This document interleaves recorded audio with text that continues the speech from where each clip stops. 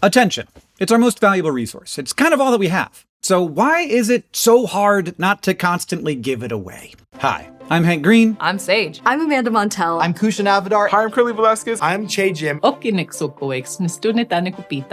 I'm John Green. Hi, I'm Shambu Dram. And this is Crash Course.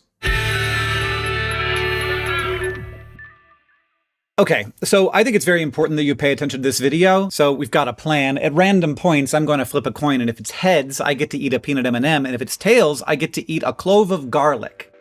What's really driving what we pay attention to? Is it the dreaded social media algorithm, the result of some evil genius design? Or is it human nature, that we are the ones who are simply hardwired for distraction and outrage and whatever this is?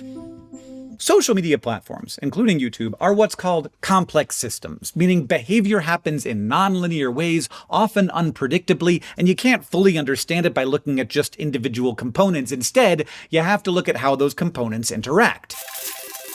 Oh my god, we're flipping a coin already. We're flipping a coin already. We got heads. The door is heads.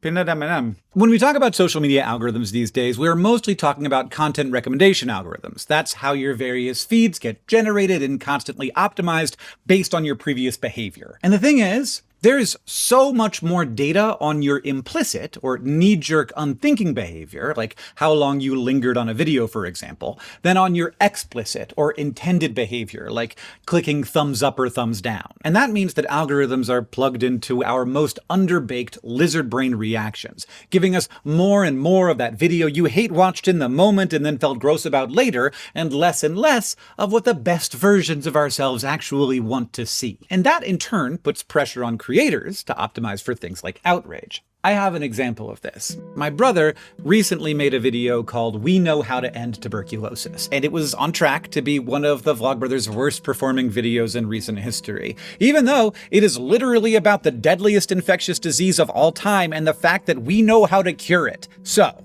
I changed the title of the video. I changed it to Elon Canceled This, Let's Do It Anyway. And it went from being our worst performing video of the month to the best performing video of the month, which was good for educating the world about tuberculosis, but also I still felt kinda bad about it. So you see what I mean? It's hard not to give into this pressure to change your story so it latches onto negative emotions. It's everywhere. It's how news is framed, it's in the scientific information we receive, and so much more. And algorithms aren't just amplifying outrage. Some studies have even shown that lies spread more quickly than true information on social media, precisely because they seem novel or surprising. They capture our attention. Okay, there it is. They capture our attention, and thus I got another heads, everybody! I dropped it. I love this game. It's gonna be hilarious when I don't eat any garlic.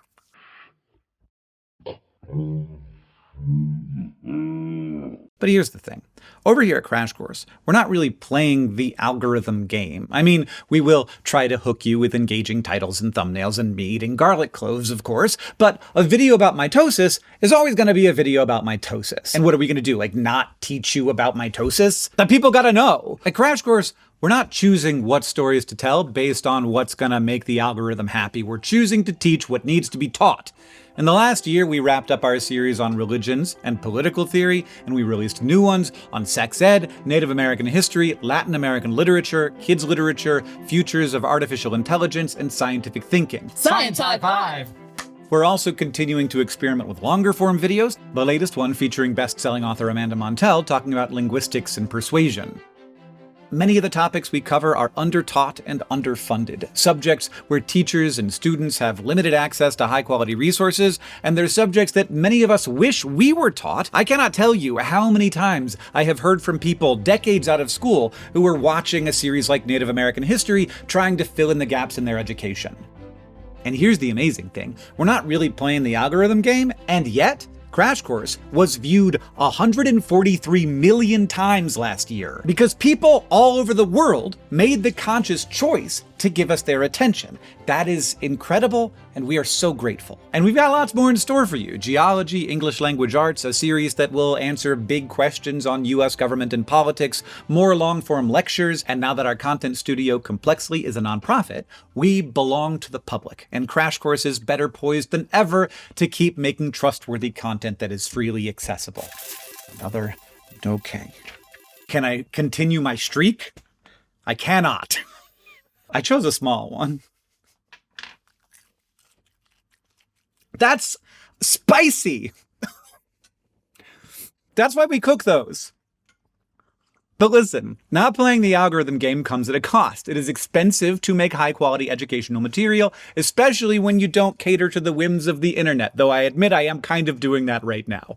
But every Crash Course video is worked on by 20+ human people who are absolutely devoted to quality and integrity, from subject matter experts to writers, editors, producers, animators, hosts, and the list goes on. And that's why we need you. Each year, we produce a new Crash Course coin, and each coin that people like you purchase helps us reach thousands of learners. This year, the coin is inspired by our goal and commitment to being a signal in the noise. It shows a sound wave that for us represents our commitment to offering clarity, context, and meaning. And actually, this is the sound wave for the words "knowledge weighs nothing," which is part of a phrase that we've printed on every Crash Course coin to date. Knowledge weighs nothing, carry all you can. These coins are beautiful objects minted in Arkansas from hand-engraved dies at Shire Post Mint, and they are only available for a limited time. Each coin represents your ability to help us reach thousands of learners. For example, every $100 coin helps us reach 2,000 learners, and every $500 coin helps us reach 10,000 learners. This year, we are also offering coins that help us reach 20,000 and 100,000 learners. And this is our 6th year of the Crash Course coin and our 1st year as a nonprofit. It feels a little weird to say this, but some of you have asked for an even higher value coin, so we created a big, hefty bronze coin that represents your ability to help us reach 200,000 learners. Oh God. Is this the last one? And it's a Tails! Oh, this is a chunker. Yes, okay. Oh my God! It's so hot!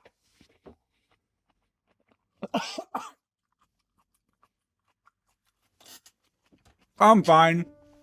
I know that the conceit of this video is somewhat silly, but we are truly honored to do this work. I think of Crash Course as one of the most meaningful projects I have ever been a part of. Your purchase of the coin at any level allows us to create some of the best possible educational resources and make them accessible anytime, anywhere. We take that responsibility extremely seriously, so thank you for your attention and for your support. The 2026 Crash Course coins are only available until May 29th. Go to CrashCourseCoin.com now or check the link in the description and help us keep Crash Course free for everyone forever.